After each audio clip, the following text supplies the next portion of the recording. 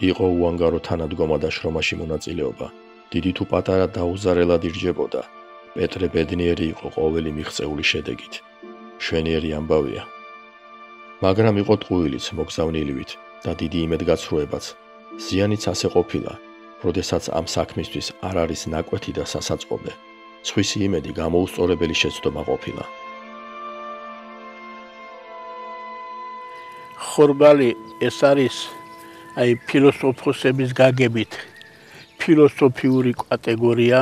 ხორბალი ეს არის რიტუალური კულტურა.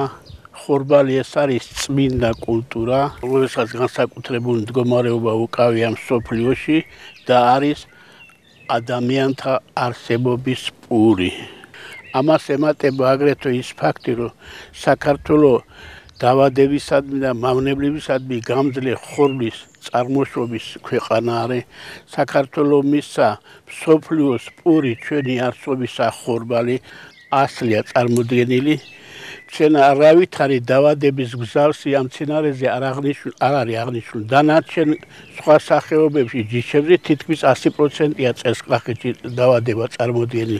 ეს არის გამძლე, გარემო პირობებს კარგად შეგუებული, ქიმიური თვისებით უმაღლესი დონის.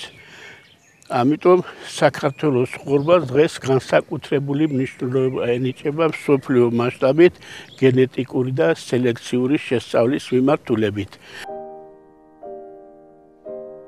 საქართველოს ბუნებრივი გენეტიკური ლაბორატორიაა, რომელიც გამოირჩევა ხორბლის ფორმის წარმოქმნის პროცესით და აქ მცხოვრებ მიწათმოქმედს შესწევდა უნარი მდიდარი მრავალფეროვნებიდან გამოერჩია და საუკეთესო ოქროს ზოდი ეანდერძებინა თანამედროვეობისათვის.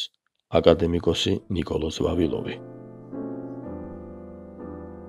რაჭას იყო გავრცელებული ხორბლის ჯიში იფქლი, თეთრი იფქლი, წითელი იფქლი. ბერძნებს წარმოდგენა არ ჰქონდათ საერთოდ ხორბალზე. ხორბალი საქართველოსგან გაიგეს, ხორბალს იქ ეძახდნენ იფქლს. საერთოდ დასავლეთ საქართველოა, იქ ჩაისახა ხორბლის კულტურა. დასავლეთ საქართველოა, რითაც ჩვენ ვამაყობთ ენდემური სახეობებით, ის არის დასავლეთ საქართველოს კულტურა. ამოკვლევამ დაამტკიცა, რომ ცილა შეიძლება მაღალცილიანი იყოს ესა თუ ის ჯიში კულტურა, მაგრამ მასში შემოვალი ეგრეთ წოდებული ამინომჟავეები, მცენარეული ამინომჟავეებიდან ყველაზე მაღალი შედგენილობი ჩვენ ზანდური ხასიათდება ლიზინი.